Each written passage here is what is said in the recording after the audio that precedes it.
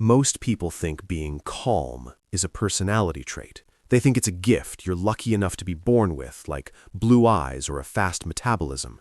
They're wrong. Calm isn't a feeling, it's a choice. And it's a choice I learned from a man who lived a life that should have broken him. He never read a page of Marcus Aurelius, nor did he have meditation apps.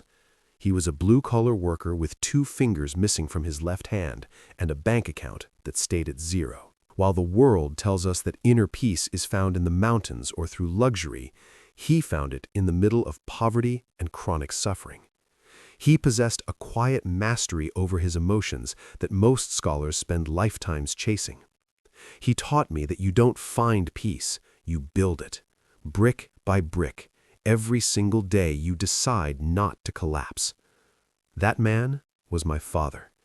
And today, I want to share the blue-collar stoicism he lived by, because wisdom doesn't come from books. It comes from how you live when everything falls apart. I was 15 years old when I learned my first real lesson in psychological warfare. My father was working as a delivery man, grinding out long hours to keep us afloat. One afternoon, he had a terrible accident, the kind that changes a family's trajectory in a single second. He survived, but the car, his only way to make a living, was a pile of scrap metal. Worse, there was no insurance, no savings, no backup plan, just a man with a wrecked car, mounting debts, and a family depending on him for their next meal. We went through the roughest months of our lives. I remember watching our neighbors and relatives in similar situations.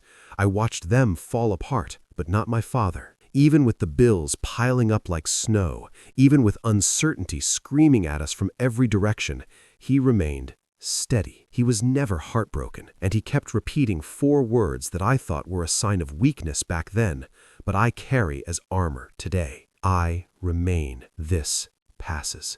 At 15, I thought he was in denial. Now I realize he was in control. He understood something most experts never learn. You cannot control what happens to you, but you own the response. Epictetus, the great Stoic, once said that events don't disturb us, it's our judgment about them that does. My father never read that sentence, but he lived it. While I was panicking about our future, he was calmly looking for the next opportunity. He taught me that peace doesn't come from having everything. It comes from accepting what is and working with what you've got. That acceptance wasn't a weakness. It was a weapon. See, your mind, if you don't train it, becomes a battlefield where every small problem feels like a world war. But a trained mind, it becomes unshakable. Let me tell you about another moment that showed me what real power looks like. My father was at a new job when a coworker started a nasty rumor. They told the boss my father had been bad-mouthing him. In that world, an accusation like that gets you fired instantly. It ruins your reputation. I was furious. I wanted him to defend himself aggressively, but he didn't. He stayed calm, completely calm. He walked into the office and quietly explained his side.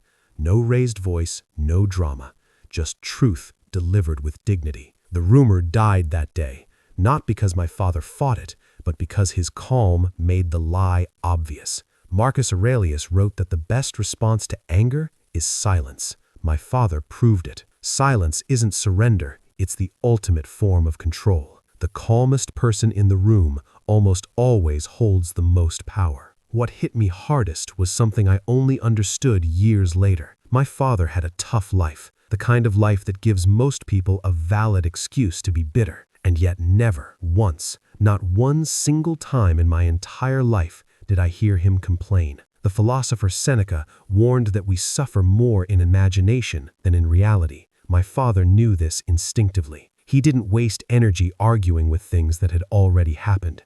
He didn't replay injustices in his mind like a broken record.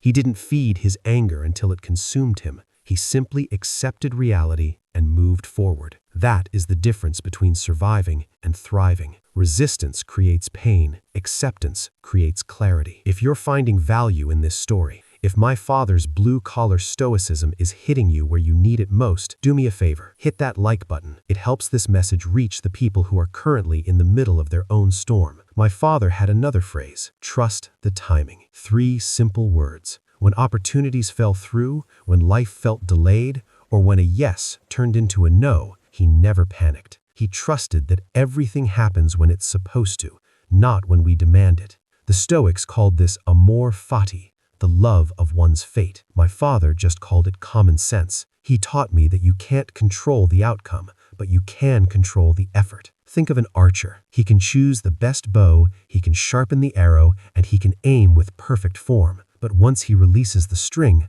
the wind takes over. Your job is to do your part and release attachment to the result. My father showed up every day. He did his absolute best, but he never tortured himself over things beyond his control. When you release that attachment, anxiety loses its grip on your throat. I remember his hands so clearly. Those 2 missing fingers from a childhood accident, they were a constant reminder of what he had lost. But those hands built our home. Those hands fixed the plumbing. Those hands carried heavy loads to feed us. Never once did he use those missing fingers as an excuse. Never once did he say life dealt him a bad hand. He simply adapted and kept going.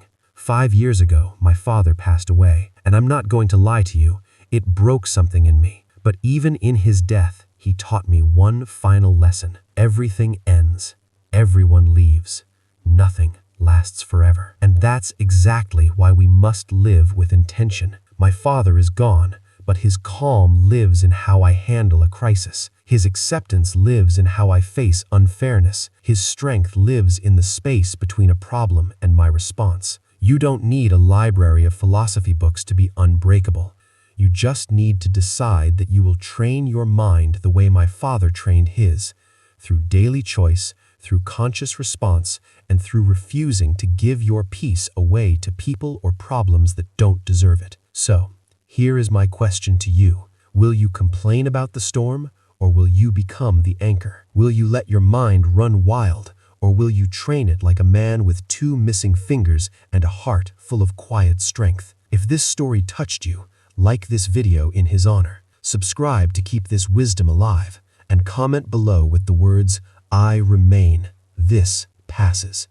My father never got the recognition he deserved in his lifetime, but if his story helps you stay calm in the chaos today, then his legacy is immortal. Until next time, trust the timing and never give your peace away.